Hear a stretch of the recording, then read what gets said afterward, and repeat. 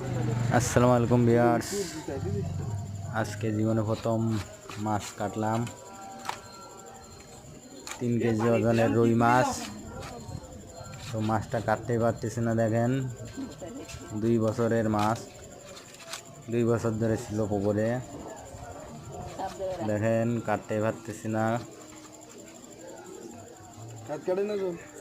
অনেক বড় মাছ।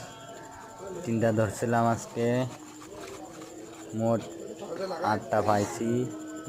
আমি নিজে একা ধরছি 3টা, আমি নিজেই একটা কাটতেছি, আপনারা দেখতে পাচ্ছেন। তো দেখেন কীভাবে কাটা হচ্ছে।